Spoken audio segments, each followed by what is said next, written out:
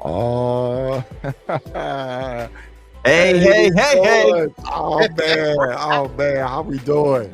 What's going on, my brother? Hey, my brother, I'm doing good, man. That's I am good. doing That's good. good. Blessed, That's good. blessed. I can't complain at all, man. Even Right. my back hurt, I can't complain. If Oh. my feet hurt, I can't complain. Nah, we got to keep moving, bro. I know that's right. How you doing this evening? I'm doing pretty good, man. I'm doing pretty good, man. Outstanding. Got up this morning, praise God, and just went forward with everything I had to do today, man. Yes, sir. Yes, sir. Yes, sir. Yes, sir. That's good stuff, man. That's People good coming stuff. in, boy, they couldn't wait to the show. Look at them. I'm trying to tell you, Bolo, good evening. How you doing, sir? Come on in, everybody. Come on in. I want to thank everybody for tuning in with us Yes, tonight. sir. Man, we are excited. We're excited. We're always excited, man. That's right. That's We're right. Man. always excited, man. I hope I'm not drinking too much coffee. That's what I say. What's in the cup? Yeah, right. Like, man, what are you drinking? Marlene, how you doing? I really enjoy seeing you on the Three Flags Classic, Marlene. You look like you was having such a great time. Yes. Always that big old smile on your face, full of energy. Hey, I hope you ride next year Three Flag Classic because it was great. We had a great time. Oh, come on in, y'all. Come on in. Sit back, get your popcorn. And I appreciate you, sir. I appreciate you. Get your laugh box ready. Fit to ride. How you doing this evening? You ready to ride? That's what I'm talking about. Tina Lightfoot, how you doing? Hey, Tina. Thank you. Thank you. Thank you. Look at here. See what I'm saying? The support is there. The support is there. I can feel it. I know it's there, man. As y'all roll in, y'all make sure y'all share at the same time. There you go. Make sure you share. All we need for you to do is share. Hey, how we doing, Russell B? You got it, my guy. You got it. You got it. Y'all do is share. Oh, man. See, you know you hit the big time when Sarge on your channel, man. Right. Shout out to Big Sarge, man. I saw Sarge and didn't get an autograph. What? I know, man. I was, I was in awe, man. I mean, seeing Sarge in the Harley dealership, man. I'm like, okay. Missy cut it up. Hey, I miss cut up. All right. That's what I'm talking about. How you doing? Big G in the house. Yes, sir. Hey, we just trying to let her come. Kim. Ooh, the lioness is in the house. The lioness is in the house. That's what I'm talking about right there. Yeah. Hey, we want to thank everybody. Doug, how you doing, my Hoka Hey, brother? Hoka Hey. Look at here, folks. Look at here, folks. Man, I'm telling you. T-Bone. T-Bone the biker. Get you on, T-Bone. We have to get you on, man. Yeah, man. Share. Oh, don't be laughing, Sarge, man. You know we're trying to get to your status, man. Yeah, right. Hey, look. The one and only. Shakira. How's everybody doing? Hey, folks, we are blessed. We're having a great time with this thing, man. We want to thank everybody. Hey, my guy right here, he's up and coming. I got to get him on. We got to get him on. Staff, man. We got to get staff on. Hey, what's going on, Wolf? Got to get him on. Everybody, we want to thank everybody for coming on. This Jimmy, what's going on? Big G. Oh, Jimmy. Yeah. Oh, man. You off, man? Or you working, man? Jimmy be getting it in, man. He be getting it in. But he stay on that highway, though. Hey, folks. I love it. Listen, we want to thank everybody for tuning in with Riding with Ksolo The Podcast with Logic tonight. Yes, sir. We have a featured guest coming on out of Killeen, Texas. Hey, look, you see his shirt, right? Oh, man.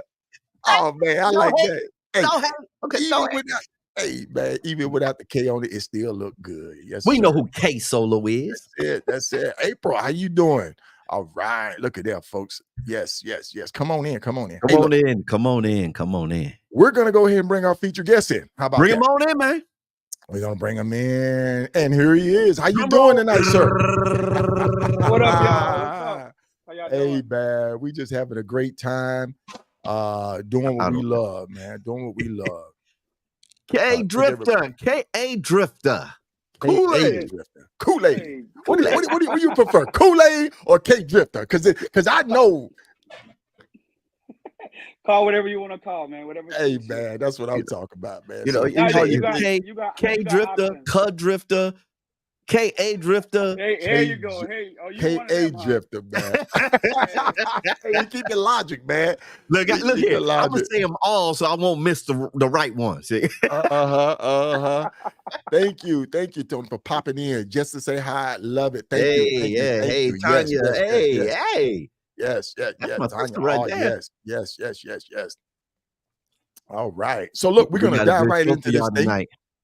Yes, sir. We're gonna dive right into this thing, man. We're gonna dive right in it. Hey, Boogie, how you doing? Tell my brother Tank I said what's up out there in Arizona.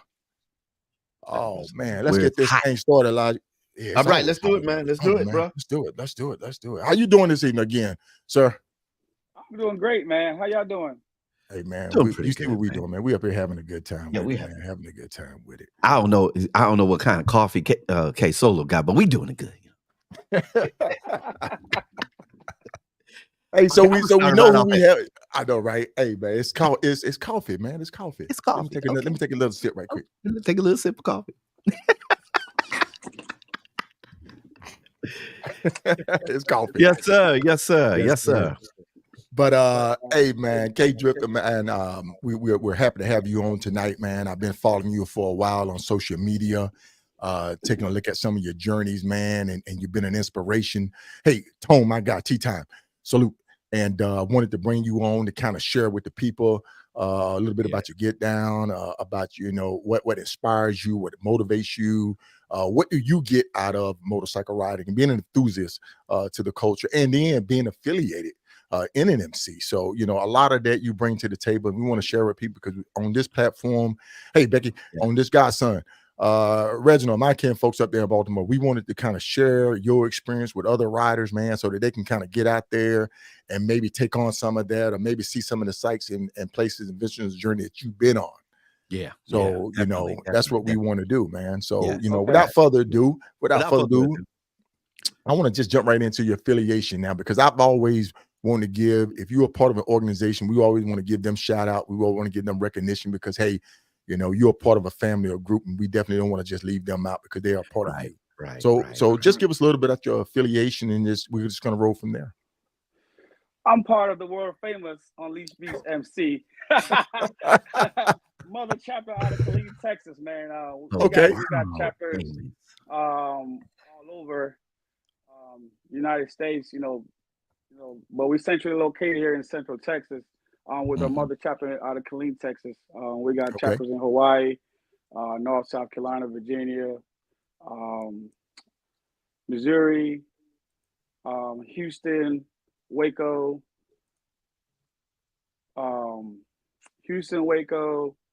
Temple, and so on.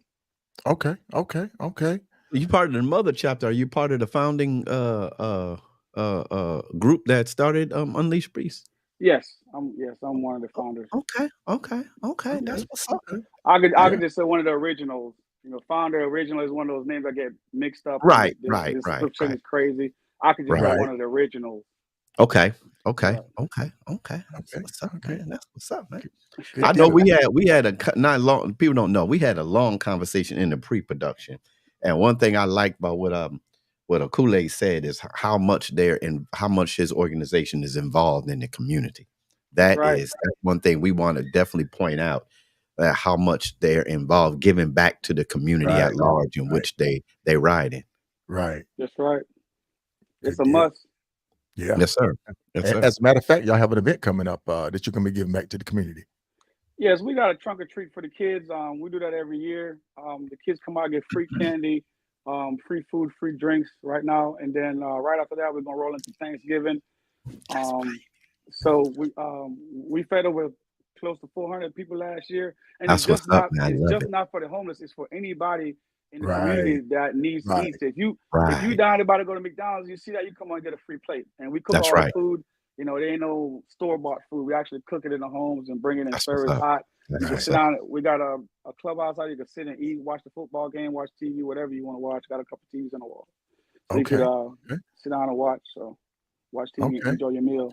Yep. Yeah, that's good. And how long have you been with your organization? From day one. From day one, man. Yeah, we've been out about that original that founder. Okay. Yeah, close to 13 years. We start off with 3 chapters: Waco, Prince George, Virginia, and Killeen, Texas. Okay. Y'all started with 3 chapters. Yes. Man, that's impressive right there, bro. I mean, from the little bit that I've learned and understood about motorcycle clubs, man, that's impressive to start off with 3 chapters off the bat, bro. Right. Yeah. That's outstanding, man. We came a long way, and we got a long way to go. We're here, we're riding and learning as we go. Yes, sir. Okay. That's good. So I know, Ksolo, you got that. He did his introduction, man. Introduced his organization. You know, Ksolo like to kick off them because Ksolo got to get that first question in, because if he don't get it now, I'm gonna get it in. I know, right? I gotta get it in, man. I gotta get it in. I know, man. I love it, man. But my thing is, man. Yeah, my thing is, man, is hey, shout out to everybody. Hey, but what I try to do, man, is I always feel as though if you're part of an organization, you should give that recognition to your organization, man. You know, you're proud to be in it. Yeah, it's a must. So we definitely, that's why we do what we do, man. That's why we do what we do. Yeah.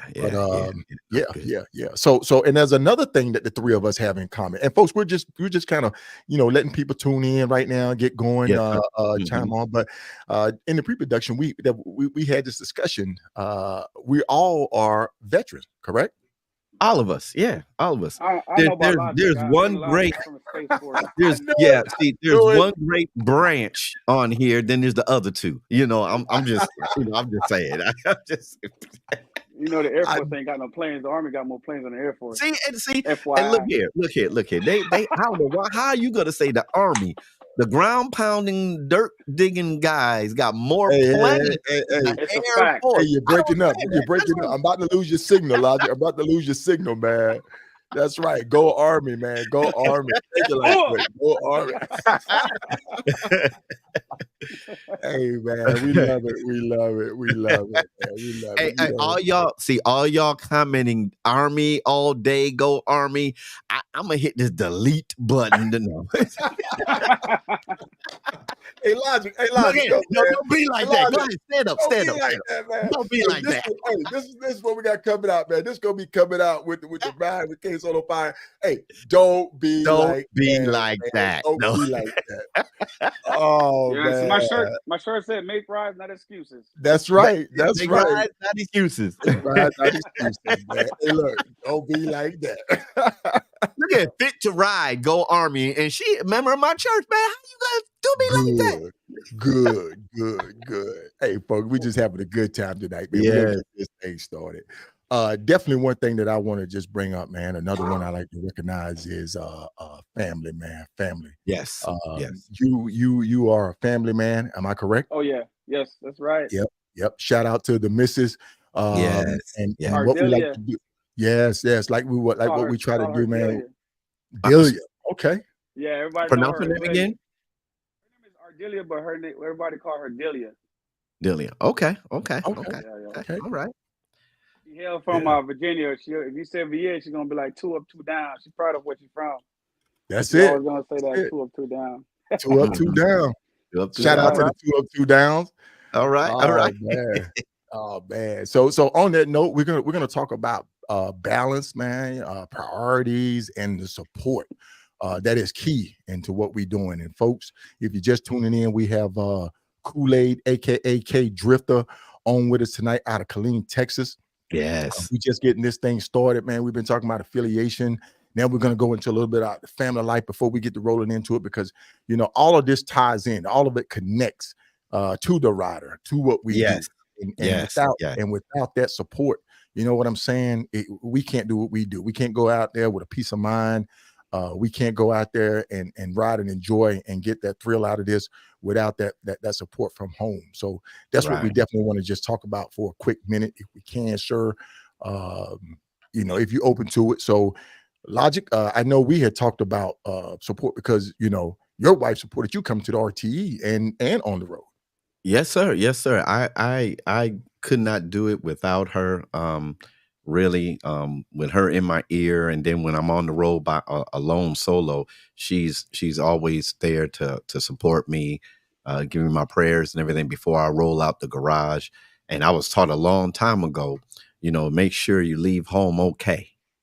leave home okay, so that you can be on the road and your mind can be straight while you're riding on the road. And then having that communication with your spouse or your significant other, when you get on the road, at least you get out that garage okay. You communicate on the road, and you're going to come back home because they're praying for you. Right. Yes. Drift, I mean, the support that you get, because you into long distance riding, man. You 4 corner, lower 48, all over I-10 to the end, man. Talk to us, man. Share a little bit about that. How it's there, that feeling of leaving, that feeling of coming back home. On the road. If you need a hotel room, she's there to pick that phone up. Talk to us, because man, we had a good time. If I need to bring up the pre-production tape, I got it recorded. Because you're like, Solo, you recorded. I'm like, So one of the traditions is practicing at home before I go. It doesn't matter if I leave at 12 at night, 2 in the morning. She'll get up and pray with me, hold my hands, and say her prayers or whichever way. So I always get a prayer from her before I leave. I mean, I remember one time I left the house and I was riding one of these dusty roads in Iowa, Idaho. I don't know the difference between one of them daggone states. But the rocks up there in them back roads. I was riding and I stopped at the gas station and I was like, what the heck is this on my bike? She had put oil of the cross on my bike. Okay.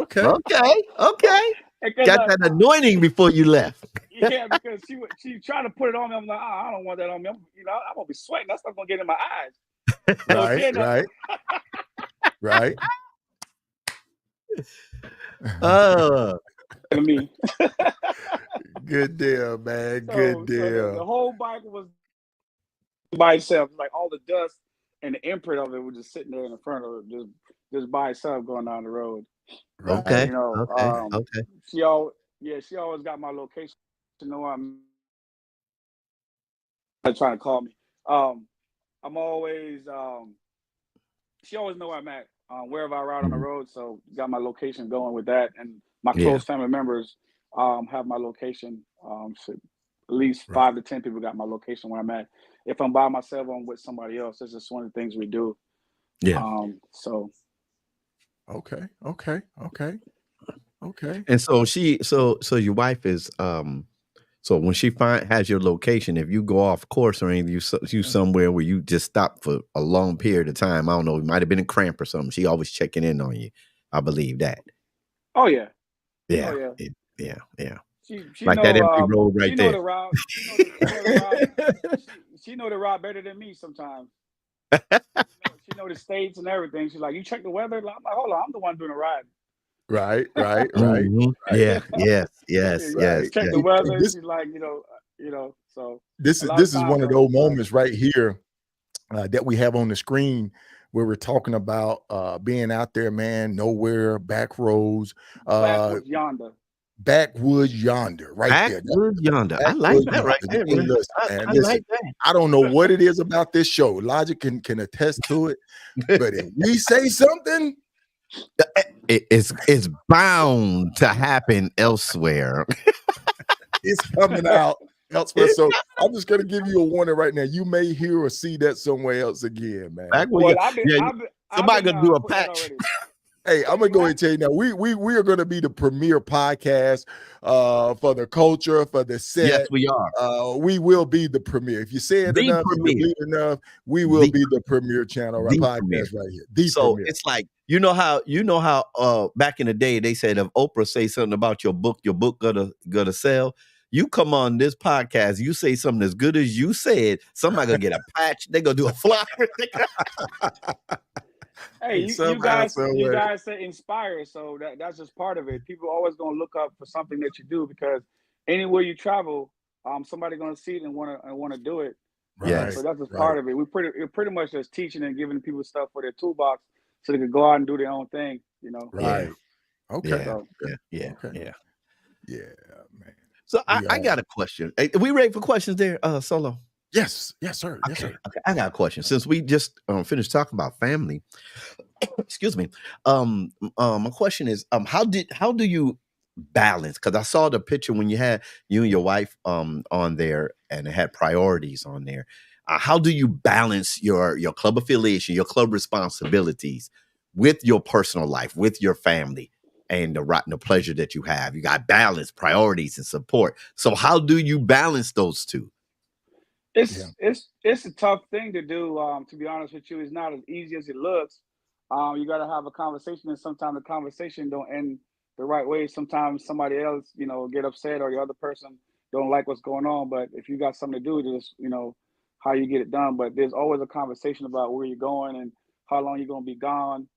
How much, so there's a financial piece in there. You got to make sure you take care of the bills at the house, right? And and other things you got to do, take care of the cars, the business. I say the vehicles, not the cars, but the vehicles and the business.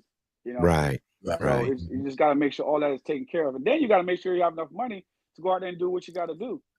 Well, hold on a second. Get closer to the mic. Get real close. And say that again. Joker, man. Then you got to have the money to finance yourself to go out and do what you got to do, so you don't have to get on and ask people for money. You mean to tell me I can't take my rent or my mortgage money and go out there and do this ride and then worry about the rent mortgage when I get back? If that's what you choose to do, that's on you. I ain't gonna tell you what to do. You're like, yeah, you can do it if you want to. Yeah, but that don't work out over here. We don't do that. Right. And that's a wise comment right there, that we always have to make sure of when we get this thing that we love, when we have loved ones at home, we can't leave the house empty. When I mean empty financially, empty morally, empty spiritually, we can't leave the house empty. So that balance is very, very extremely important. And that's good. That's good. Yes, sir. Motorcycling is not cheap. It's very expensive. It's for very sure. Yeah. Like the one guy who went viral, man. He said, "Don't ride no effing Harley if you ain't got no money." If you don't got no money, you ain't got no money. So Godson, no, you can't leave the house broke. Godson say, "I can't leave the house broke." Nickels and pennies. That's right. That's right. Hey, but you know what though? When you love this lifestyle, man, and we're gonna jump into the preparation phase of it. When you out there riding, man, you getting that bike ready. You planning your trips. That's one thing that you have to really do, and you can't just stress it enough to people. And for all the people that's new, that's tuning in, or like I say, every month somebody's buying a bike. Every month there's a new rider joining a club. You see what I'm saying? Every month. Every month somebody's getting their endorsement. So the thing is, we're trying to when we bring this information from riders like yourself out there, we're saying, hey, look, how do you prep? Your preparation. How do you get ready for it when you're planning? What do you take into consideration when you're planning your rides? You know what I'm saying? When you're sitting there saying, well, okay, I want to do the 4 corners, because we talked when you were planning to do your 4 corners ride. You said, hey, Solo, I want to try to reach up there and maybe hit Alaska. And I said, hey, talk us through that. Talk us through your preparation, getting ready to go on a ride. Well, to me, I think the preparation is the most expensive piece if you want to be successful on the road. If you don't prepare your bike and your mind and your body and your soul to get on the road, you broke down the first 100 miles, or you fall apart the first 100 miles. Because I think, to me, I think the first 100 miles is the hardest, because you wake up, be all pumping, next thing you know, you're 80 miles in, you be like, why am I doing this? It's like, man, I'm tired already. I still got 12 hours to go, and then I get a burst of energy. So, but going back, I prepared a motorcycle, make sure it's serviced properly, got good tires, make sure nothing is falling off, check all the bolts, all the brakes. I mean, I pretty much go over the bike with a fine-tooth comb, because that's what you're going to be on the whole time. Right. Also have all your emergency kit going, check my emergency bag with my zip ties, my little quarter. I have a little plastic bag with quarters in it, just in case my phone don't work. I can plug into a payphone, because they're still out there. And I can use that for my laundry, for laundry as well. Right. Of course, if you're gonna leave work, of course you gotta put your leave in, your time off, whatever. Then you gotta let your family know you're gonna be gone for such period of time. So in case they need something, if they don't hear from you, they're not gonna panic and say, hey, where you at? I thought you wasn't clean, but now you're in Massachusetts. So you gotta let them know that, hey, you're gonna be out of town. Let your club know you're gonna be out of town. Just pretty much just prepare everything to go out. So nobody have to worry about you on the road. And of course, your gear is very important. You have to watch the weather a week ahead of time. Talk to other riders who've been there, to get information for that type of stuff, because you just don't want to go out there with a seat of your pants and then next thing you know, you go somewhere, it was hot here, but then it's 30 degrees 2 states over. Just because you didn't check the weather or you didn't ask somebody who lived there. I mean, like, if, for example, if I'm going to South Carolina somewhere, I hit up Ksolo. I'm going to VA, hit up the Mileage Bully. I messed her name up, Shaquila. She down there on ground teaching every day. So she know what the weather is. She got to check it to teach her students. So I hit somebody up like that. I'd never even thought about that. You know what I'm saying? That's pretty cool. Mm-hmm. Mm-hmm. I hit up Reef if I'm going to hit that side of Texas. Sharif on that side of Texas. I got some guys in Sacramento that come down to the ride to eat. I'm not gonna mention the name because I don't know if they want a name mentioned. But I just got people. I network with people all over the country and all over the world. So if I'm going somewhere, I normally just pretty much hit people up and say, "Hey, I'm coming to your town in a couple of days or in a week. What does the weather look like?" And then a lot of times I base my trip. I'll either go downstairs, another state down, or 2 states up. For example, with the Four Corners, I talked to you a lot about it, talked to Reef about it, talked to a bunch of people who live up there in North and South Dakota. I got a guy that live up there that was in the military with me. So I talked to him about the weather. And he was like, "Hey, you don't want to come up here this time of the year because right now it's good in Texas, but right now we have an issue with the road being clear." So I'm like, you know what? I'm not going to go that way. And actually, I pushed my trip. If you remember, I pushed my trip back a month back. I know because we were talking about, I think it was this ride. I don't know if it was this ride or this ride. This ride? It was the Four Corners. It was the Four Corners. But when you go to the northernmost point though. Oh yeah, we definitely talking about that one. I'm gonna tell you, Piper gave me some good information on there because she shout out to Piper everywhere. Yeah, shout out to Piper. And then we also hit that sign over there in Iowa. I got that from Solo.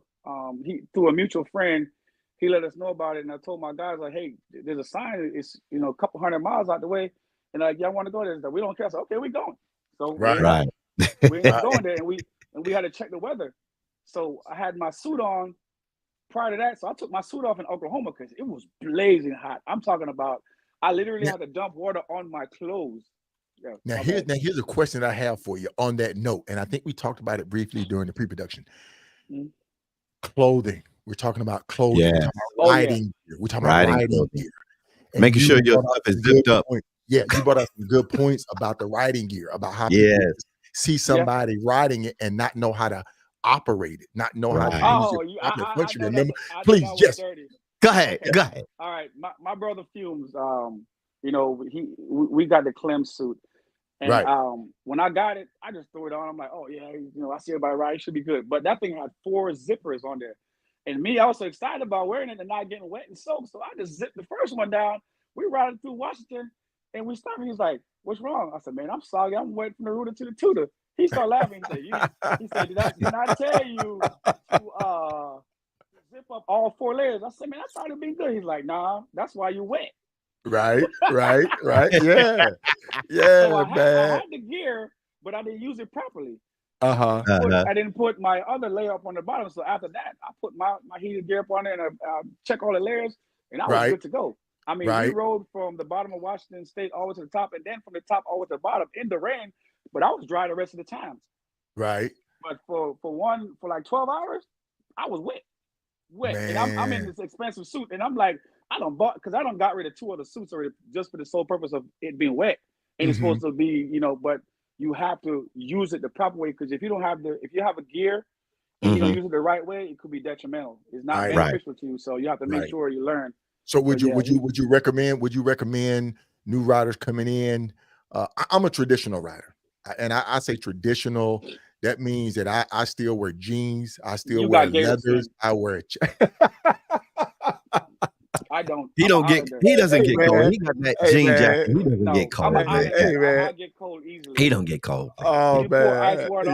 He used to have gator skin, man. Oh my god. Yeah. He does. I'm all zipped up. I got my liner on. I got all that stuff on. I look on at Solo. He got a jean. I said, he got a jean jacket. I said, he don't get cold. No. Don't get cold. I I could be riding in 120-degree weather. I have something will warm me up a 30-degree weather in my bag. I don't go nowhere without it. Not even to Waco, I don't drive without my heated gear because I don't got caught up in the hailstorm going that way before. I don't mess around. Yeah. But hey, shout out to my brother. Shout out to my brother Sharif down there in Bernie, Texas. Shout out to him. All right, good deal. But none of this stuff comes overnight. It's just over a period of riding over 20 years. I've learned and watched other riders do things, and I ask them about their gear and how it benefits them. Right. So, you know, and I see how it benefits them, and I just decide what I want to use because at one time I wear leathers and I wear the heated stuff on it, but I mean, there's other options out there. I don't have to wear so much clothing and it still be cool.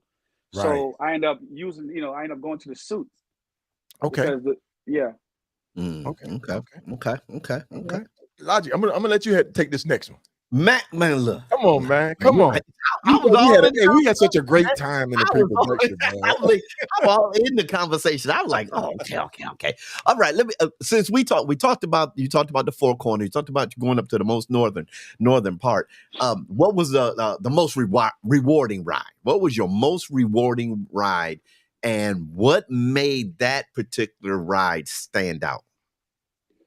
Well, to be honest, all my rides are memorable. I know you was gonna say that. I mean, no, for real. Because I'm gonna tell you this: if you talk to my family members, my club members, my wife, my old lady, whatever I call her my old lady. She don't like it.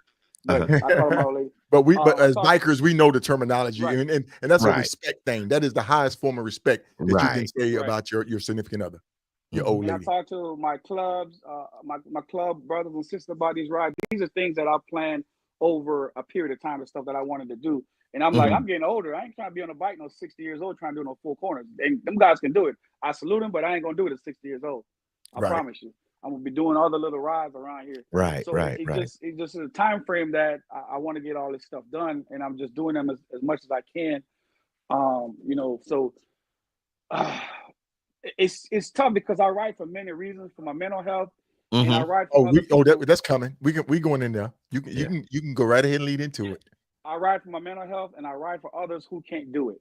And I ride for others who plan on doing it, but they end up dying without doing it. So it's like, like I always tell people, I don't cry in my helmet so many times. There's somebody that really want to do this ride, and I remember, and I'm at the journey, and I stop, and tears flowing down. I don't plan on crying, but it happened. Especially riding home to go see my grandma, which is very centered in my life, that brought me to this country. If not, I would stay in Jamaica. That's New York, right? That's New York. Yeah, so I ride home every year to New York at least once or twice a year. What state is that? New York and the Bronx. New York. Okay. I led you up to that, Logic. I had to get you, man. Hear that state again, man. I just wanted to hear that state. I know. The BS. I know, man. I had to get him. From Rochester, Logic? Huh? From Rochester? If I'm from Rochester? Yeah. No. I'm out of Brooklyn. Moved up to Syracuse. Oh Lord. He a Bills fan. But yeah, no, I'm a Giants fan. I don't mess with the Bills. I'm a Giants fan. When I go home for some reason, man, when I'm leaving New York City or I'm getting there, it's like tears flowing down because I'm just so thankful to go see my grandma. Yeah. Decided, she loved the motorcycle, but she can't come outside and sit on them. I have pictures with her sitting on my motorcycle. So it's like, she always wanted the person that influenced me like to do, what I want to do and all that stuff. She always support me 100%. So, but as of lately, I've been taking more and more people on trips, so that becomes more memorable, so they can actually see what I see. Because if you can tell somebody, oh, when I went there, I see this, but when they see it for themselves, because riding a motorcycle is a different lens from driving a car. Right. Or any other vehicle. You see a lot of different things. You mess around and do parade rides sometimes, and you in the ditch. You know what I'm saying? Because you're looking at a bike going there. So so as of lately, most of these rides I'm doing is memorable with my brothers, my sisters in the club, and other friends from other clubs. They don't want their name mentioned on the book or YouTube, whatever. They're affiliated with somebody else. So I get to teach people what I know, and I get to show them what I see, so they could feel that experience to ride more. So those are the memorable ones. I don't want to have one in particular. It's kind of tough because all the rides I've done so much and see so much people and meet so much people, good people on the road. And I've taken so much people on the road lately. You know, and my goal is always to bring them there safe and bring them back safe. Yes. So yes. that safety is a big deal for me. So okay. So hey, when you talk about excuse me, Elijah. I have to do this, ladies and gentlemen. I got to give my hat off and send my shout out to my guy out there in California, Goldie DeWitt, man. That's my man right there. Down, one down. Hey man, my shout out to you. Thank you for just even tuning in, Goldie, man. Appreciate you, love you, man. You definitely been an inspiration to me from the first time that I met you. When my guy Red brought me to the shop and we sat down and I said, hey, Goldie, man, I said, I just want to just chop it up with you, do a little interview to kind of get his perspective on things. And man, I left with a different feeling, a different aspect of what he was telling me about how he started his club and all of that. So man, I had to just take this moment out to send a shout out to my guy, Goldie out there with One Down MC, man. I appreciate you and love you, my brother. Can I say something? Can I tell my Goldie? He might not know who I am, but until I say this, well, Goldie, I'm the one that called you all the time, Goldie. And my Goldie story, and mad love to him because before we started the motorcycle ministry a long time ago, I was going to open up a sport bar grill, and I watched Goldie how he ran his organization, and I sent him my proposal, and I said, let me know what you think about this. And me and him had a long talk about that, you know. So I mad love to Goldie to win out there, man. So for sure, man, for sure. Hey man, you know, sometimes folks you just have to give those roses when you can, man. You give those roses when you can. There's nothing wrong with it. There's nothing wrong with it. There's nothing that, you know, that's going to make you less of a man by telling another man or woman, hey, you something great, something like that. You inspire me, an inspiration. Because the thing is, man, is after you in that coffin, after they close it, come on, man. Hey, you can't say it. And that goes to that mental health. We're gonna get back to that PTSD. Yes, Kool-Aid was leading into that mental health and the ride and how it helps. It helps different people with the PTSD. Different people have different levels or different reasons why they have that the PTSD. But riding helps calm that and helps soothe that. So Kool-Aid, go ahead and talk about that because you were leading into that. Oh, the PTSD thing? Oh, or the mental health, just the mental health thing altogether. The riding part of it, the mental health, what it does for you. You know what I'm saying? Because Logic, we're gonna have to do a show. We're gonna have to do a show on PTSD and how it plays in with motorcycle riding. And I think you and I can talk about that one. Yeah, we can. Yeah. Yes, sir. Go ahead. I'm sorry about that, man. I mean, you know, I don't have hair on my head, but when my beard be blowing in the wind, it just feels good. Hey, look. Oh, but you maybe not the camera down, man. Maybe not the camera down. Logic can't grow a beard or hair on top of his head. You hurting, brother. You hurting. Oh man. No, but the riding, you know, keeps me calm, keeps me centered. Riding a bike down the road, especially when there's no vehicles around. You know, a lot of people don't like riding on the I-10, but you know, if you get on there and there's nothing else on there, man, it just opens up a whole different thing. You just get body rolling.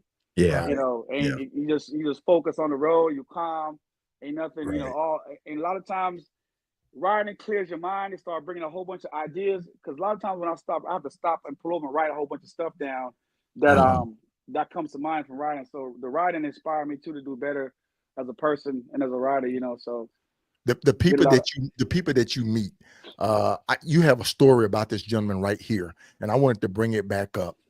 You know, we were talking about you saw a sign and you actually had the opportunity to go to that sign, the Iron Butt Pig sign.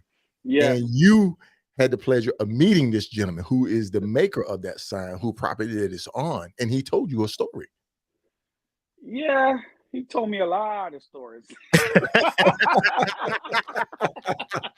I like that side. I'm not gonna bring up the stories he tell me. Just, you know, it's biker humor. You know, I'm just gonna leave it where it's at. But I'm gonna tell you like this: when you meet this man, he got stories for you. So there's some good stories. That's all I got to say about that. But with that sign, like I said, we was riding up to the Northerners Point. So we did the Northerners Point, and then we ride down to the Roundup. That was the ending point. And then Solo, he let us know like, hey, you can hit the sign. It was a couple 100 miles out. We went and did it.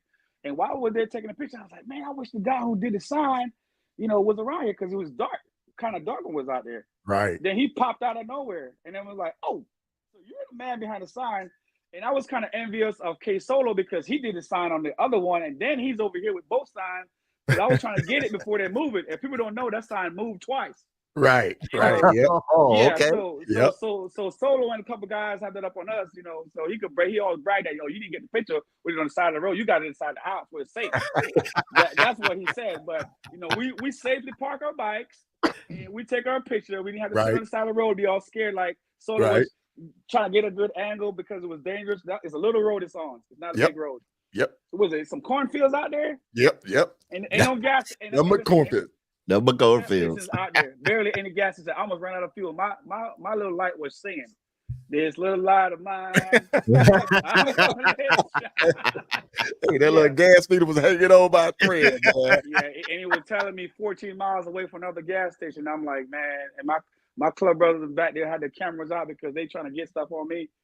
They wait. They waiting. They waiting. So I was like, you know what? Screw this. I'm gonna put some 87 in there, and I'm gonna put on the way to the regular gas station. So they didn't get me. So my brothers that was out there ready to get me for me to go. Yeah, man. I always got photos of them. Yeah. Yeah, but the gentleman, man, he's a good guy. I don't think he put a little ugly Honda on top of there though. So all the Honda riders are happy with that. He put a car up on top of there. He put a car. I know, right? He got a gold wing up there, man. I think he didn't want to put a hog on a hog. That's all. I think that's what it is. Hey, Solo, we messed up again, man. We messed up. What did we do?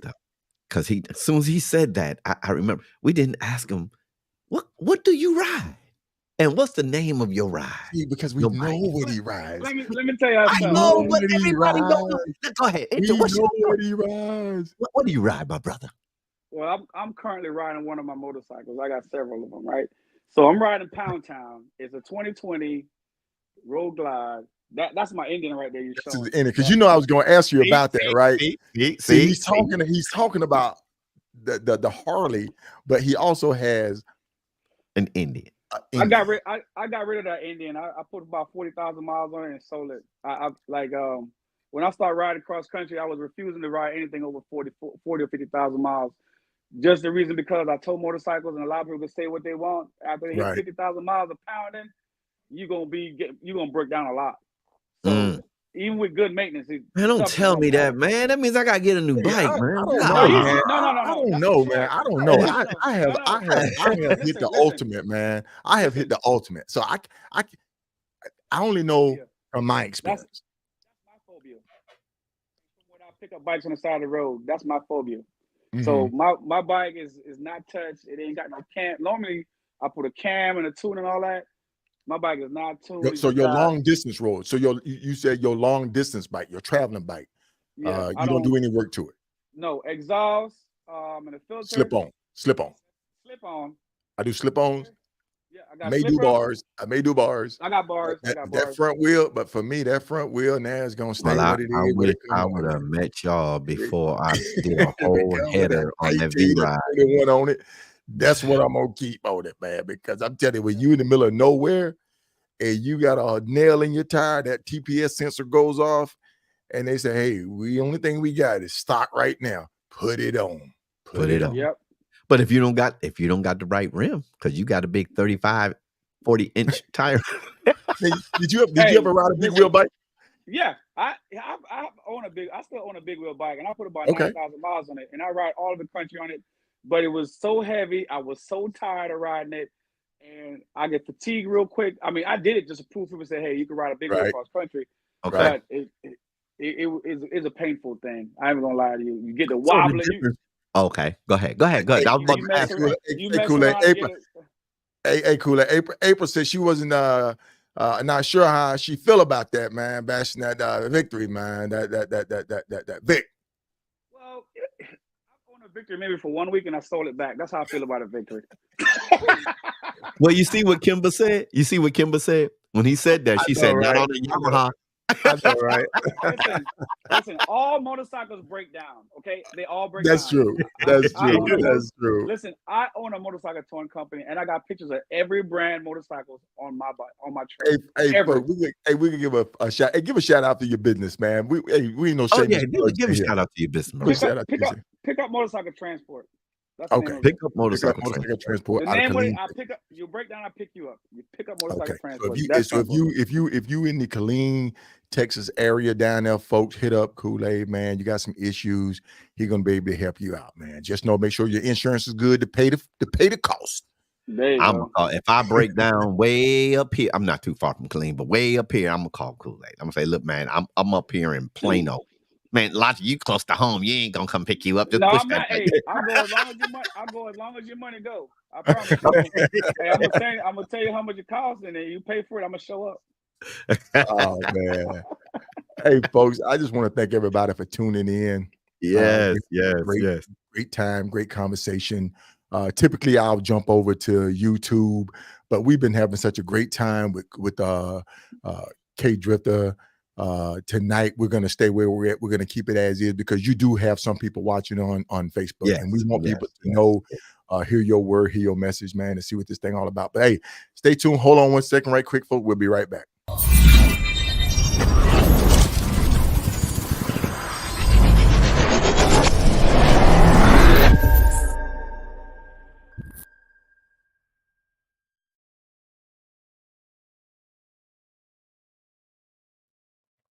All right. We're back. We're back from the commercial break. We got to go. Hey man, we need some sponsors. Hold on. Listen, if you watch the show and you want to advertise on the podcast, hit me up. Let's talk. And when we do our break, we can run your advertisement on the podcast. Hey, we want everybody to enjoy this. So folks, hit us up on the inbox. We're going to respond to you. We have questions coming in, and we're going to get to those questions too. But we're gonna pick right back up where we were at before we took the little break. But don't be like that though. Hit him again with it. Don't be like that. Like that. If you will see this brand coming up. You will see this slogan coming out. You bring your positive energy. Don't be like that. Don't be like that. If it's not positive, okay. Let's talk to Kool-Aid. I'm here. Hey, Kool-Aid, man, we're gonna have fun with this thing, man. A lot of times we love doing what we doing, man. We love people like yourself coming on with a inspiration, man, with a smile on your face, and positive energy, man. We love it. You bring positive energy to the show, and we love it. Yes. And I really enjoy. People don't know that we spoke behind the scenes in the green room, in the green room, and normally we do like a 15-20 minute, a green room talk about what we're gonna do. But I think we was back there for about an hour. An hour. I said, this is the show right here, you know. Yeah, we like. I said we could have recorded that, and played that, but then y'all would miss it. Y'all would. Kool-Aid, what would you tell? We got people on here. You got ground pounders on here. You got people that just be starting to ride. What would you tell? What advice would you give to someone that just want to get out there? Watch this and ground pound. Maybe get in a club or just get out there to explore. What would you tell somebody that's new out there? Well, you gave me like 3 or 4 different questions. I know. I said you can pick. You can pick. So let's start off with the basic stuff first, like with the MC, right?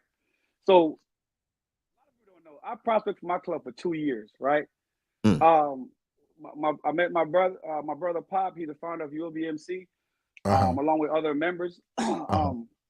We met through my children. They went to the same school. They were best friends. And then he's like, "Why don't you come out and hang out with us, man?" I said, "Okay." So I was just going for 2 years, riding around, ain't doing no. I mean, just riding, just having a good time, learning the culture, whatever. And then one day in front of Applebee's was a bike night. It's like, I got a vest. It's like, you've been prospecting. You was doing everything we asked you. The whole time I was prospecting, I didn't even know. Like honestly, some clubs you were prospecting, right? And that's like almost 20 years ago. So prospecting then and now is a little bit different for some clubs. Not all clubs do the same thing. Right. So you have to find a club that's that fits you, like-minded people, and then you join the club and go through the motion of prospecting, hang around, prospecting, and then be a vested member. All right, now for the next question for the ground pounding. What I would advise people to do, just don't go out there and go do 1,000 miles right off the bat. Start taking rides about, say, 50 to 100 miles out, because a lot of people say, 50 miles is not far, but if you haven't ridden a bike that far, you're going to run into a lot of different things. 50 miles on a country road, 50 miles on a country road and 50 miles on a highway is two different type of riding. That's right. That's absolutely. Right. That's my thing. That's my thing I live by, man. Mm-hmm. So you want to take your time and build your endurance up. Make sure your bike is the right bike for the road and for long distance. Not every bike is good for long distance. Right. Okay. Some people's like, I'll take any bike cross country. Bull crap. If you're not a good mechanic, or you don't have the right shops to go to, or you don't have a pit crew out there to support you, you're gonna crash and burn out there. Okay, if you ride a wrong motorcycle out there. Right. So pace yourself, do a couple little charity rides, because then it's gonna help you know how to maneuver through traffic, how to ride with different people, because every state you ride is different. Okay.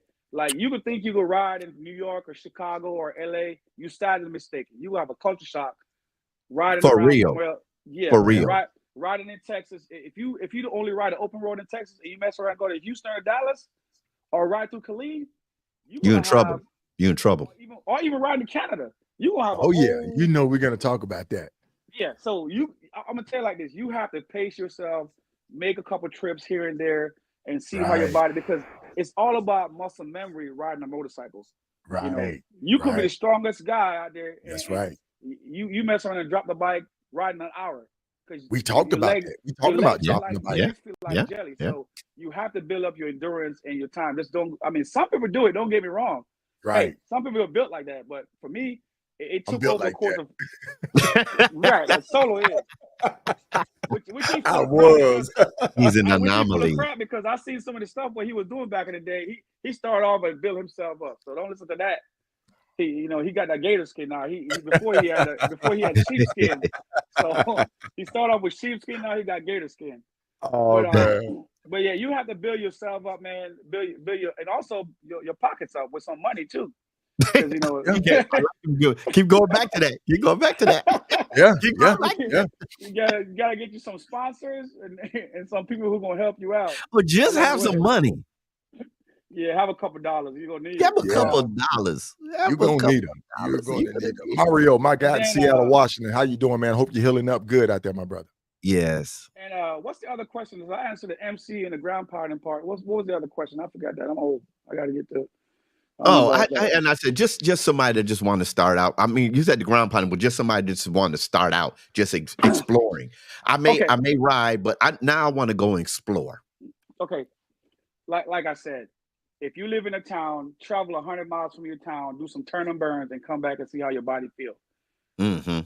Because I'll do a turn and burn in Florida, and come back and go to work, and nothing happens. But I brought people to Florida with me to do a turn and burn, and they have to take 3 more days off. Wow. Because the body's worn out. You catch my drift? Yeah. Our club, 5,000-6,000 miles a year.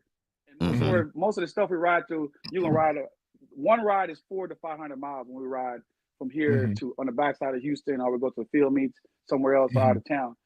And a lot of time we bring new riders, they get tired, they're fatigued. Sit down and wait, so you have to start building yourself. Do small rides. If you live in Killeen, I would advise you ride to Dallas, come back. Ride to Houston, come back. Ride to San Antonio, come back. Take a trip up to El Paso. And El Paso is another 244 states. That's right. That's right. That's exactly right, man. Whew. It depends on what time of the day or night you ride El Paso. You may have to stop somewhere and chill and sleep. Right. Yes. So because they got some big old bugs out there. They got construction, and it's not for the faint of heart riding that ride. Right. Every road in Texas is under construction. I'm sorry. Go ahead, bro. Yeah. So you basically gotta build yourself up, and don't let nobody talk you into stuff, because you end up hurting yourself, and then you end up making an enemy out of that person, or friendship loss. Because I've seen that. But you have to build yourself up. You have to pace yourself. Yes. riding. Don't let nobody say, "Oh man, I'm a ground powder. I'm about to go to California. You want to ride?" You mess around and get to San Antonio or the back roads of what do you call it, Iran, back there somewhere, and you be like, "This ain't for me." And then you stuck in the middle of nowhere. The guy got to keep going because you're in the middle of nowhere. Now you stuck in between 4 hours back from where you live at. Okay. So go ahead. Because I got two questions. I got two questions that come in. So go ahead. When you finish yours, I'm going to ask you these two questions. Yeah, you just got to pace yourself, man. Okay. Pace yourself. That's good. And also, gear is important. Gear. I can't stress gear. Like I have I travel with 5 pair of gloves, right? And they're not all the same type of gloves. Right. You lose one glove here or drop one glove. I can attest to that. Drop a glove and stop. Like if you go to one of the drop one at night in the rain, you can hang it up. I dropped one of my Ken Phoenix glove, heated glove. They're not cheap. Nope. In the rain on 95 at night, a black glove, it was lost. I got a glove in Wyoming. I got a glove in Wyoming by the Wyoming side. Hey, if you lost a glove somewhere, folks, comment, say I've lost a glove before. I've lost a glove. I've lost a glove. I've lost a visor. I'm riding in Florida, and one flew off. Going to the what's the Western Point? What's that point called over there in Florida? I was Key West. Key West.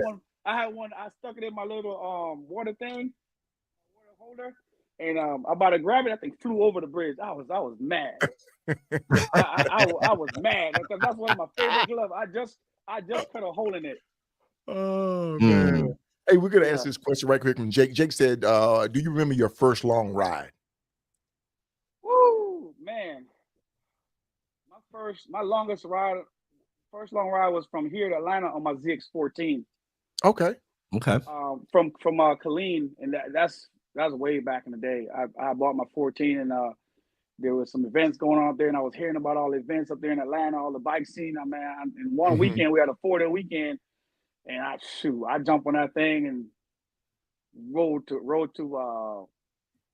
all the way to Atlanta from Killeen. That was a solo ride by myself. I ain't really tell nobody about it because a lot of things happen on the road.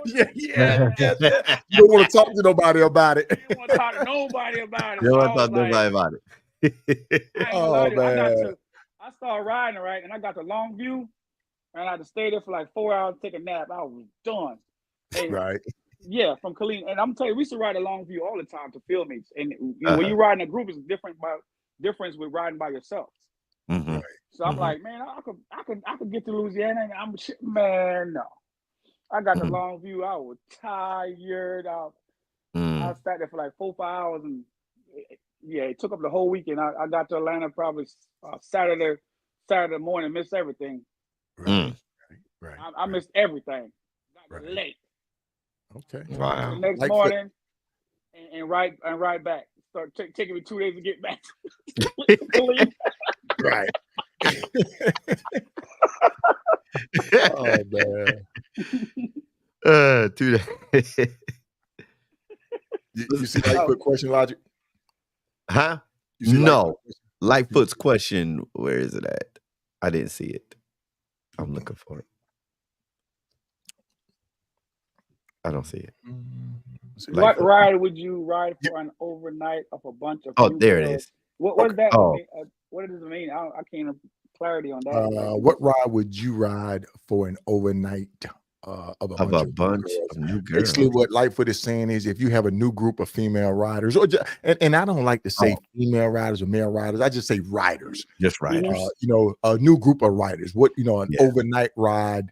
What advice could you give them as far as prepping? So say if they're going to take off at like 6 at night, and then they're going to ride through the night. So for one, right, they need to know they got to make sure their motorcycle, of course, I always go back to maintenance, right? Mm-hmm.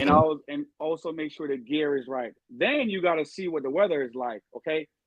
Also make sure that there's emergency crews nearby. Make sure there's hotels and stuff like that, because for me, riding as a male is different from riding as female at night. And people could say what they want, like male, female. A lot of times you gotta keep that in perspective. It's still human beings. Right. So, and their mind frame has to be set, because, and this is proven, Females get mad at each other and split and go crazy. A man will suck it up and ride down the road, and then they deal with it there. Females got to do it right now. She said, I got to fix it right now. I got to do this right now. So yeah, you have to make sure that. Hey, look, ladies, okay, my they did a remote. They did a remote. Hey, look, man. I don't know who hit you up, but somebody just shut your phone down. Then you pop back in. It is what it is. It's proven. I've seen it. So the female mentality of riding and male mentality of riding is different. Yeah, so they have to get their mental straight. Riding through night and riding day is different. Yeah. So and you have to check the roads for construction because at night, the traffic pattern changes. Right. You think you're going straight and they don't have no line. All they got is cones. So you literally got to be up to see where these cones are at or all these flashing lights are at. If you can't see good at night, that's one of the things you got to figure out too. There's male and females out there who can't see at night. Right. So you may ride 60 miles an hour, the other person back there riding 30. And you be like, what is wrong with you? Why you won't speed up? Because they can't see. They can't see. They can't see. Are they nervous? Yes. It may turn into they found out they're not good night riders. Right. It may be one way over a tall bridge, like one in Louisiana or in Texas. And then you be like, and then your legs start shaking. And I ride across bridges that when I look down and stop at traffic, I'm like, man, I'm for the split lane because it ain't a split lane because I'm nervous. The bridge is shaking. Right. I gotta go. Right.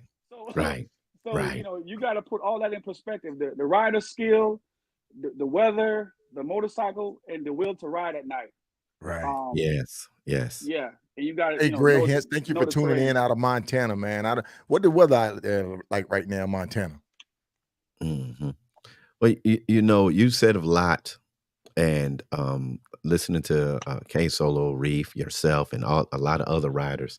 I always say it on you. I'll be sliding my little comments in while you're talking. I'm like, well, I should have met you when I first started riding because I broke all those rules. I mean, I did. I broke all the rules.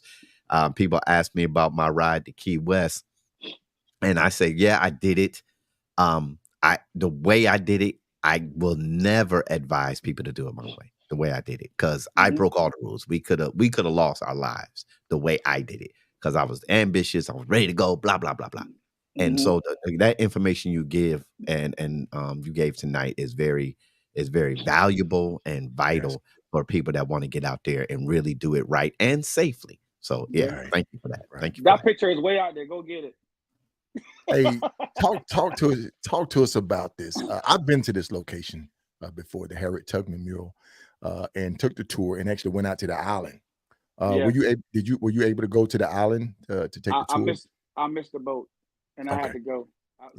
So basically, I was coming back from visiting my grandma. That's one of the trips I went to go visit my grandma.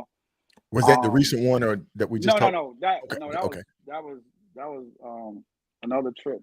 Right. I take a lot of trips. But that's good. That's good, man. That's good.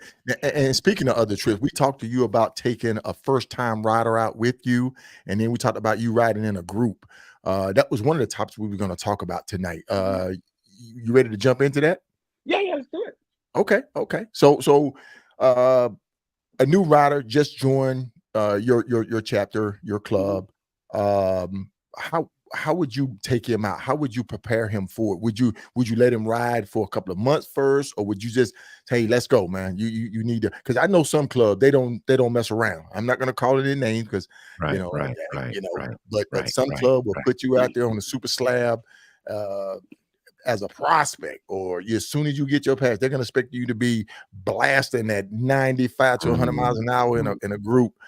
Side by side almost, you know what I'm saying, a stagger. So how would you take a new rider out to start getting that first set of yonder, that first long stretch of highway? For one, in our motorcycle club, you have to own a motorcycle to join a club, okay? Bam, there it is. Man, okay.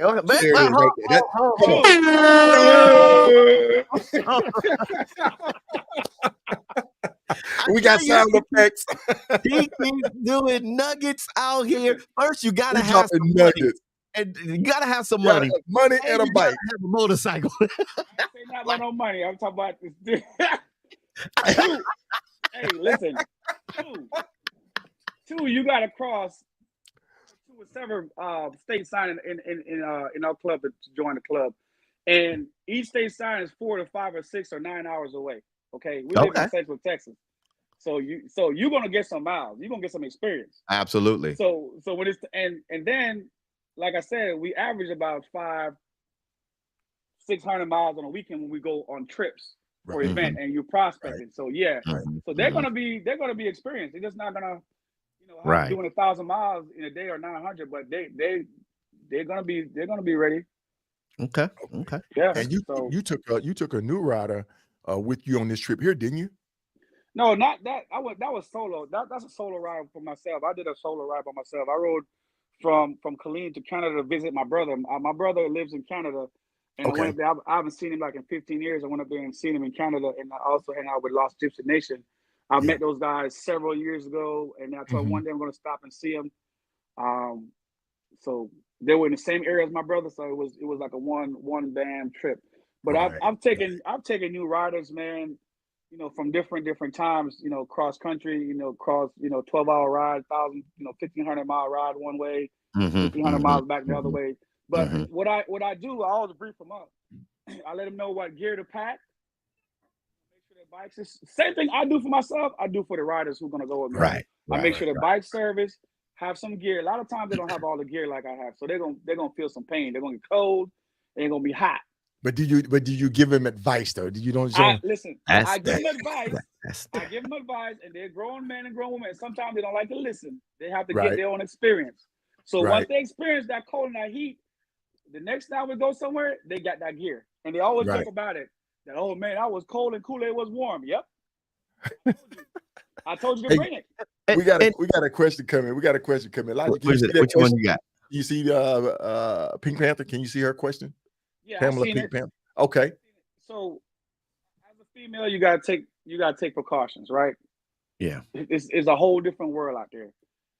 I would advise you to travel as far as you can go daylight till it gets dark, and make sure you know your stopping points. And also make sure you got the right gear. Make sure your bike is ready. So I'm not gonna tell nobody to do it, not to do it by themselves, but because it's a great experience.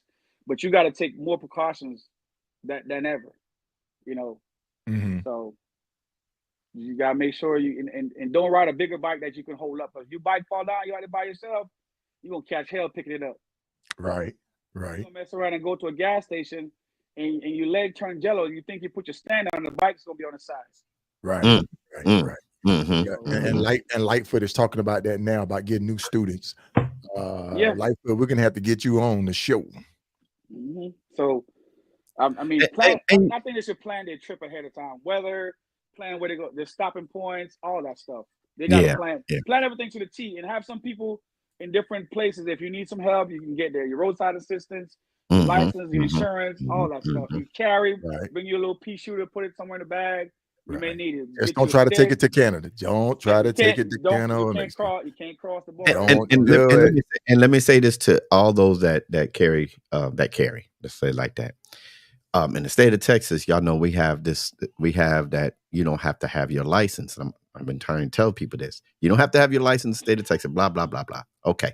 When you cross state lines and you go to another state that has what they call a reciprocity, that they accept Texas license, right? You need to have your license. Right. Don't go to another state and say, oh, well, Texas, we don't have to have a license. Well, you're not in Texas. You're going to be cuffs. You got it. Exactly. So that's just some free advice for some people out there. Free game. We dropping nuggets. We walk around with nuggets, just pull them out, throwing them down. Put that in your toolbox. Right. Okay. You gotta. It's just not for females alone, but you have to plan your route. You have to plan your ride. You gotta plan it. If you don't plan it, you're just not gonna go out there. So so you gotta plan it. Okay. Oh man, folks, we thank everybody for tuning in tonight. We're having a great time. with my guy Kool-Aid, aka KA Drifta. And there's a little story behind that. How you went from Kool-Aid. Here we go, man. Come on, man. You know we're gonna talk about it. You already know we're gonna talk about it. Well, Kool-Aid never left. Kool-Aid is always gonna be here. Right. So you want to know how I got my name? Yeah. Okay, so while I was prospecting, I used to hang out with my big brother, Pop. He's the national president for Unleashed Beast MC out of Killeen, Texas.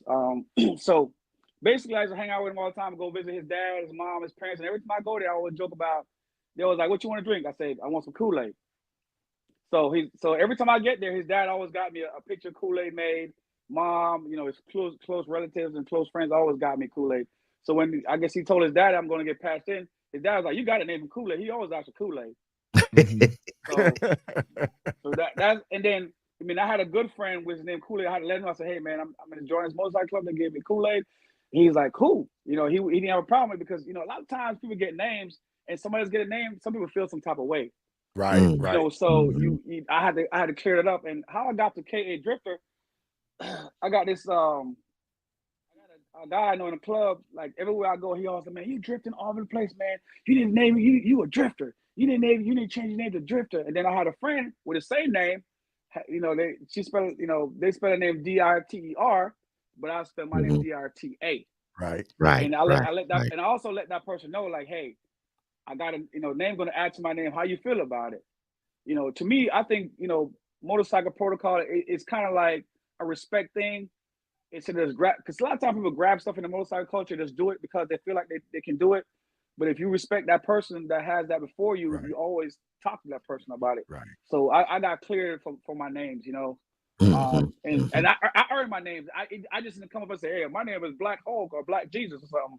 Some people come in the culture and just name themselves. Like, come on, dude, how you gonna name yourself? Right. You gotta earn your name.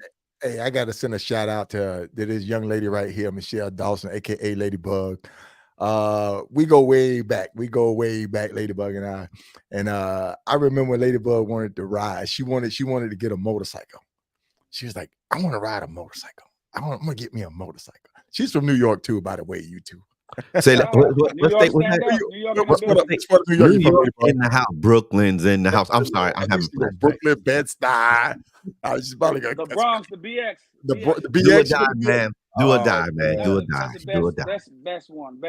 Oh man. Do or die. Five train. Say you come walk down the street. You come walk down Quincy, man. You gotta show and prove, bro. Right. Hey, we got a question from Russell Brown for you. Okay. Would I take camping? Yeah. Man. Do you camp? Do you ride in camp? I ride in camp. So check this out. TBBR is the organization we're under, right? That's basically what it is. The field meets and camping. So that's etched inside of my skin. Okay. So we camp. We camp out for the weekend, but I haven't camped lately. But I can tell you, when I used to camp, I have my tent, I have my bug spray, I have lighter fluid. I got my little thing to cook my food on, right. And of course your tent. Have something that's easily popped up. You know what I'm saying? You don't want to sit out there like in the movies and can't put your own tent up. So and of course, and a lot of times it might be sleep. You still try to put your tent up. I know, right? I know. And of course, I have me a little pillow and I have me a nice sleeping bag. I have a waterproof sleeping bag just in case it rains and all that stuff like that. Right. You don't want to put too much food inside your camp either. Right. So you have bears. Them little critters. One thing I learned from my old school biker, he said, "Listen, you spray bug spray yourself, spray your area with the bug." And I used to watch a bug just separate because there's bugs in the ground that you don't even see. You be sitting there like, man, what the heck? So from now on, I will spray the area where I put my tent at or my setup at, my get up. Right. And I'll set all my stuff down. Your flashlight. Make sure you got some extra batteries and stuff like that. Okay. So. And so let me ask you a question, because you mentioned a lot of stuff, and I know there's a lot of other people that have done podcasts after podcast after podcast and training for how to pack your bike. I've learned and everything, and I came to the point where one whole saddlebag is a lot of my emergency stuff. I got the right stuff that can fit in there, so I don't have to, take up the space. Do you separate, or do you dedicate one saddlebag or stuff like that for all your gear? Like I got the flashing, the round little, the circle round things for warning lights, and I have all the air pressure and all that stuff. Do you do that? Man, you sound like you got a roadside assistance company going on. Bro, I'm telling you, bro. I can do all kinds of stuff, man. I can do all kinds of stuff on that thing. Everybody who rides with me know my left bag. That's where all my emergency stuff is at. Okay. I got my tire patch kit in there. I got my zip ties. I got my net in there. Yeah. I got extra gloves. I bring gloves with me too. Because a lot of people don't understand. Like you working on a tire. Your motorcycle tire, your motorcycle glove is gonna be in the way, so I got some regular gloves in there as well. Right. I got all my gear in there in my left bag. The reason why I do it because that's closer to the road. I don't put it on the right side because I put my clothes out. You always on the left side. That's where you pull over for the most part. So I put my stuff on the left side where it's easily accessible for me. Okay. All my emergency stuff in there in the left bag. That's dedicated to that. That's good. That's good. And you share that with the rest of your organization. Yes. Is that something that all you guys do? Because what I want to talk about is, and we talked about in pre-production, writing incentive for your organization. Okay. You have something. You have a mileage challenge, correct? Yes. Okay. And share that. I mean, is that something that you want to share? I know we talked about it. Yeah. So do some of the Iron Bus stuff too. We got the 1,000 miles in less than 24 hours. We got our own patch, and then we got the 1,500 miles in less than 36-hour patch too. We got our own patch made for a club. So, as of lately, a lot of our prospects, they're getting that prospecting. So whenever they get their vest on, that's already on there. Right. Okay. That's why I'm telling you that our guys actually do a lot of riding. We're a family club. We have male and female in there. So, a lot of times people think that family clubs don't ride, but we do a lot of riding. Okay. Right. A lot of time on a new member vest, you'll see that. And they went out there and get it. And also I have this patch I came up with is for Centex Motorcycle Mileage Challenge. Anybody can get this patch, but you gotta earn it, okay? Right. The way to earn this patch, okay, you have to do 20,000 miles a year to get this patch, right? Or you come first or second place challenge that starts from January all the way to December. Because right now I did it for 6 months, and we have 2 winners. We got Nomad. He got more miles than Reese. Reese came in second place. Solo did his 20,000 miles. So he hey, look, I don't even enter contests or challenges anymore, man, because it's just not fair. I'm sorry. I'm not a Lionel Ramos. I'm not an Anthony Osborne. Stand up, Solo. Or Greg Rice. I'm not those guys, man. Okay. I gotta stand up. Don't be like that. Don't be like that. Look. Where is it at? Don't be like that. Yeah. So Logic. So check this out. He jacked me up, but I was walking in the hallway trying to go use the restroom. I come back out. He's like, "Hey, Drifter, I heard you got a patch. I earned that patch, right?" I'm like, "What are you talking about?" He's like, "You ain't got my patch. I need more 20,000 miles." I'm like, "Man, I got you." He had to let me know that do I need to sign up? No, seriously. He literally trying to jab up in the hallway. I was like, "Hold up, Solo, man, you trying to size me up? Hey, it is what it is." So I'm like, I say, you know what? It's all love this weekend. I got your patch. I went upstairs and got him a patch. You know what I'm saying? Yeah, so, man. But we got. See, I knew I was gonna need it for the show tonight. But this patch, you go on Facebook and like the page and join it, because next year we got a whole bunch of more exciting rides coming. So this is just one of them, but we got several rides coming up for that. Logic, one is gonna be in your city. So basically, I'm gonna let you know this one. We got the patch made already. All right. So one is gonna be the Tri-City Run. So the Tri-City Run consists of San Antonio, Houston, and Dallas, Fort Worth. So basically, you're gonna ride to all those cities and stop at a You're gonna stop. What's the word I'm looking for? I don't got brain for it. You're gonna stop at a monument or something educational. I'll get the wording later, and take your picture. Come on back with your mileage. Well, I got a question. Oh boy. So I got it. How does somebody wants to come do it in Texas? They gotta go through Dallas. You said San Antonio, Houston? Yes, sir. Okay, so if I'm starting in Dallas, that's fine. With that, I'm saying, but the mileage won't equal up. Do y'all have a concession? Yes, okay. Yes, it will. Okay. If you ride to all those places, the mileage will be the same. Okay. If you don't ride one, your mileage is gonna be less. I promise you.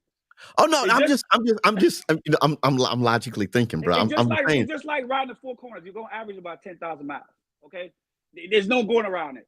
Well, but I got it from Dallas. He got to start that. So if I go to Four Corners, I got to get to the first one first from Dallas. Exactly. So you're gonna average 10,000 miles. That's what I'm saying. There's no. Okay, but if I live in Miami, I'm already right. I mean, it's like 150 miles to Key West. Logic. That doesn't matter. It don't matter where you start. It don't matter. You can start in Canada, but you got to go to Houston, San Antonio, Fort Worth, Dallas to get this patch. I don't care where you come from. Okay. It's just like the Four Corners. I live in Texas, right? I had to ride to California, Washington. I could choose to come down or go across. I choose to go to the top because I was like, that's what I'm going to find out. And that's what I did. I found out. I went to the top. Me and my brother Fuse went all the way to the top, went up the main, shot all the way back down to Key West. Uh-huh. You're gonna average the mileage is gonna be the same. There's no get going my around patch it. ready because I'm coming to get it. Yeah. Don't, like somebody said, don't worry about the ride, don't worry about the miles, worry about the adventure you're gonna be on and see all the stuff you're gonna see in Dallas, San Antonio, Fort Worth. You're gonna see some things. Now you said go to y'all page. So that I'm just giving you before we do it. We got the patches ready. We're gonna write it up soon. We're waiting on some more things to come through. This stuff is not overnight. When you do stuff like that, you got to make sure everything is in place. Right. Absolutely. Just in case somebody asks if you got to travel from Miami to come up to San Antonio, which you still got to do it. Right. That's awesome, man. That's great. Yeah. That's great. Yeah. Yep. Also, I also have one ride from is the I-10. So basically, you start from Beaumont all the way to El Paso. I talked to Sarge already. He says cool with it because he got his own I-10 thing going. I-10 to the end. Yeah. So like I said, you always want to follow some type of protocol. You just don't go out and do things because you don't want to cause risk. And that's one thing. There you go again. I like that you're doing. Folks, when you in this social media podcast world, you think you're broadcasting live, you think people are tuning in, but and I've always said this, and I realize that the MC set has gotten smaller. And when I say it's gotten smaller, social media has made seeing what's going on in California, going on in Virginia, going on in Texas, going on in New York. You could just on a click of a button know what's going on. Right. So with this social media thing, and here you say you reached out to Sarge, just sit there and say, I don't want to overstep. Is there any issue with it? That's respect is there, man. And I appreciate you even just saying that. That's positive. That's positive, man. And that's what we Solo and I are always pushing the positivity and respecting people. A lot of people, they really harp on the negativity and they harp on disrespect. Yeah. And we're not trying to push that. We're trying to push positivity, trying to get people together to love on each other as brothers and sisters on these twos. And that is wonderful. That's great. I like when you said that. There's room for everybody. There's room for everybody out there. The key is just gotta talk. Just gotta conversate. Have a conversation. Just like there's different channels on we got cable TV. There's like 1 billion doggone channels on there. Mm-hmm. Just like you can go to any channel on your TV, you can go to any podcast on YouTube, TikTok, and all those other guys. You can go to anyone, and everybody don't have to be hating on each other. That's my infomercial. Hey, listen, we're gonna have to do a part 2. Okay. Yeah, man. Look, see, this happened last night. We still have a ton of more questions. We have a ton of more questions. This what happened last night, man. I know. Hey, check this out, man. I want to give a shout out to some of my admin on my page. I got a small page. I got my sister Cut Up. I got my sister Stitch on there. my brother Pop. I got I got Kodak, and I got crap. I forgot his name. He gonna kill me. My brother out of California. He's on there too, but he's not a big Facebook type of guy. But I just got people centrally located, different places. So whenever this thing blasts off, I know. Big shout out to my brother Cornbread. He's on here. I see him. That's Cornbread. Yeah. I took Cornbread out. I took Cornbread out with us to the Northwest Point, and man, he has a great time, man. I've known Cornbread from a long time. Shout out to you, Cornbread. Yeah, Cornbread out there. He's one of our ground pounders, man. He's a mile eater. That man be tearing it up. That's what I'm talking about, man. That's what I'm talking about. Yeah, yes, sir. Absolutely. Hey, man, what is this, man? What is this, man? You stop and smell the roses, man. Do you really stop and smell the roses? Photoshop? Is them glasses Photoshop? Nah, man. You stop and smell the roses. Hey, that's right outside of Chicago, Illinois. Before you get to crazy ass Chicago traffic, man, we stopped. I didn't even know it was there, so we stopped and got some fuel. Hey, don't worry about it. I have that exact same picture. There's 2 or 3 of them. There's a couple of them in America, but I actually have that picture right there with that one near a gas station, right? That's the one right beside a gas station. You got the bad picture. You got to show the one when I was up on top. You got the one. Hey, no evidence, man. We don't evidence. I know. That was a crazy day right there, man. Oh, man. Telling you, that was a crazy day right there. Wow. Folks, I just want to thank everybody for tuning in tonight. Our featured guest has been Kool-Aid, aka KA Drifta, out of Killeen, Texas. Man, we've had a great time, a great show. Thank you for coming on. We appreciate you, sir. Definitely want to get you back on because you have a lot of experience, a lot of knowledge that you want to share with the riders out there, man. With your time in the game, your support and contribution to the motorcycle MC culture. So the thing is, man, you are the type of people that we want to interview and want to bring on our show. Logic and I, we had a great time in the green room with him. Share some, Logic. Talk to me, man. Talk to me. Man, look here. Well, I want to say, bro, I learned a lot from this brother. And then I'm going to tell y'all something funny. So when we was in the green room, I was on my phone and the picture was small. And I'm sitting here like, okay, Solo introducing, we talking and everything. And then Solo put up a picture. And I said, oh, I know him. They was like, oh man, for real, did you? I said, well, my phone, the picture was about this big. And then when he put I said, oh yeah. Then he got the picture of me and Lady T. I said, see, we even took a picture together. Yep. But yeah, brother, it's been a pleasure, man. First of all, just meeting you. I met you about a year or so ago. Meeting you and you coming on the podcast. We definitely got to have you back, bro. I mean, I just love the encouragement, everything that you and your organization is doing. It's just wonderful, and I just have my patch ready. That's all I'm gonna say. I got you, man. I'm gonna tell you like this, Logic. We're gonna take you on some rides with us, some field meets, so you can hang out. So, we based our stuff around the field meets and helping the community, man. We got one of the biggest field meets out here every year. It's normally the last or the third weekend of June. So put that on your calendar, come out and show support. We do a lot of field games, so you can, get on your bike and, do the slow roll, but it's not going to be like, it's not going to be, how Sarge do it in a nice smooth parking lot. You're going to be on grass. Let me say old school. I ain't gonna lie. Old school. That's what I love. You got me. I'll say something. I don't know if he's still on here. Godson. Well, we went to Chicago. We was on our way to the museum, and he said we're not gonna go through Chicago, but we want through the city, but we want to get to this Harley. We went through Chicago, and it was raining. And I was on that bridge I've been through Chicago many times. I was on that bridge, that's a graded bridge, metal. Mm-hmm. I learned how to slow roll because I was not we was 2 up. I was not about to try to stop on that bridge and drop my bike. I said, I'm going to be, if I get in any slow roll competition, I'm going to win because I know how to slow roll. Well, he's coming for the title. Like I said, I'm coming for the title. What did he say? We gonna see. See, no. Y'all don't play fair. Cause that was y'all on grind. Hey, no, you're gonna be on your bike and your own control, so you know that you gonna do what you do. Hey, we can do it. We can do it. Oh man. But yeah, we got a lot of stuff coming. We got a full calendar every year, man, supporting the community from back to school drive, Easter egg hunt. And I'm the bunny a lot of times every year. So, you know, come on, take a picture with the Easter bunny. There'll be Santa Claus and Christmas, you know, so we do a lot of things for the community. So but I do want to you talking about your Thanksgiving thing. I know you want our flyer. Our artist still working on our flyer, and we're gonna announce it. Logic, I'm coming to your event.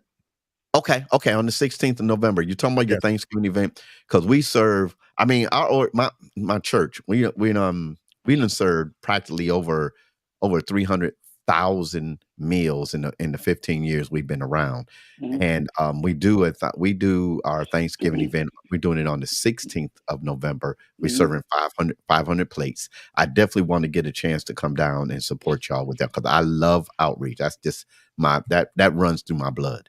So come on down, bring your people. I really love how y'all doing. So yeah. I know you wear that nice white apron. Bring that too.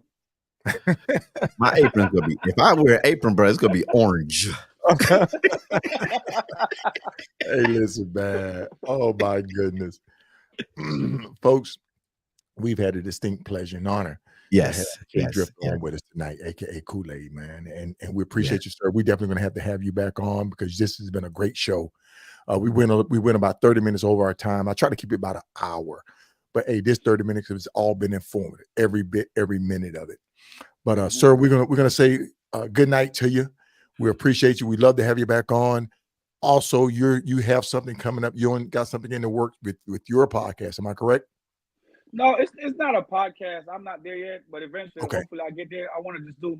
I'm doing a YouTube channel. I'm going to share some comedy. I'm going to share some of my rides. Share my motorcycle club and my friends that ride with me. So it's at KA Drifta on YouTube, and of course follow me on Facebook, Drifta KA on TikTok, and of course go ahead and like the page and follow the page, Centex Motorcycle Mileage Challenge. So I want you to read before Drifta goes. I want him to see this. Go to what May Lightfoot said. Up is higher, when she said just to show this. He needs to see that. Yeah, is that the one? Yes, that's the one. That's the one. Okay. This is what having a positive and good show. This is what this show is about. This is what the show is about right here. You see that? Oh yeah. Yeah. Oh yeah. That's what I'm talking about. Yeah. Thank you. Thank you, the keys to reach one person, man, one or two person. A lot of times you're not gonna reach the masses, but if you get that get one or two people, you know, that's a great impact, because that's one more person that didn't know anything. That's right. You're teaching something. So that's right. And to have people still on with an hour and 30 minutes into the show is you see what I'm saying? See what I'm saying? Greg, thank you, my friend. I'm gonna tell you what, Logic ain't got no hat. That ball head shining, man. So I put some hair grease on my. I told them, my family, I'm gonna try to grow my hair back. Everybody said, no, don't try. Okay, like George Jefferson. I'm not even gonna try. Because I know I'll be looking just like George. I'll be out there on the floor dancing like him too. Big rise. No excuses. Hey, don't be like that. Hey, look. Don't be like that. Don't be like that. Hey, Drifta, you have a good night, sir. We're gonna have a swag bag for you. We'll be talking with you. All right. Hey, I wear 2X. I don't want no 1X or no large. I wear medium. We gotta see you a medium. No, bro. He can't be having that shirt and his belly button showing up. Oh no. My belly button, it got cut off at birth. I don't have nothing there. I don't even like lint in my belly button. I clean it out when I take a shower. I don't like no dirt inside of there. Oh man. Boy, I tell you, folks, this is what it's all about. All right, sir. Without further ado, man, we're gonna let you have a good night. Yes, sir. Take care. All right. Take care. Oh man, I love it. Oh man, I tell you. Hold on, just 1 second, Elijah. Hold on. Okay. All right.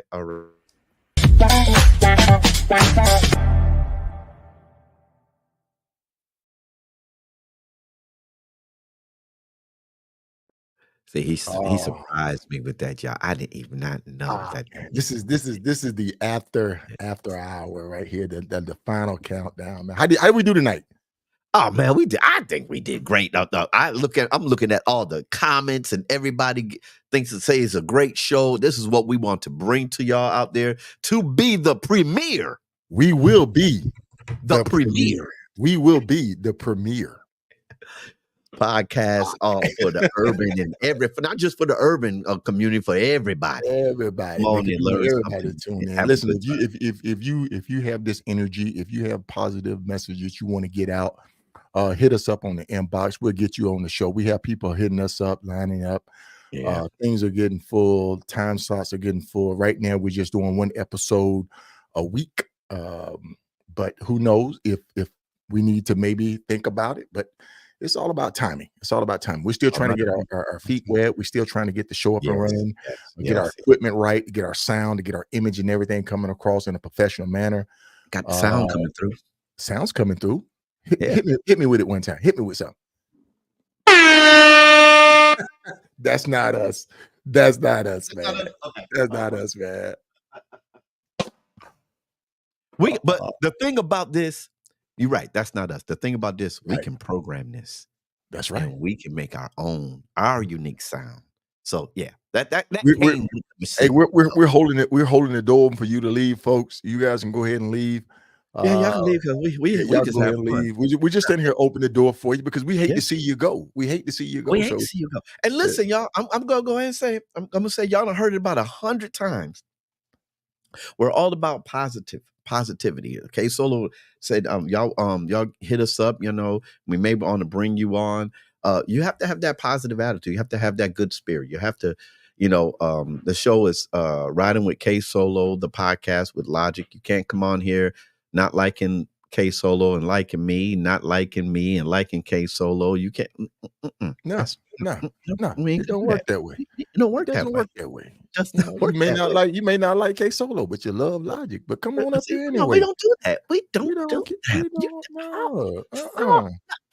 That's not how we get. Don't be like that. Don't be like that. Hey, listen. Don't be like that. I'm gonna send you a shirt, brother. Don't be like that, man. Don't be like that.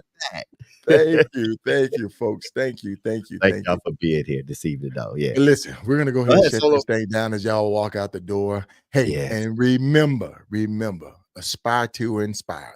Aspire to inspire. And if you do that, you would definitely be legendary.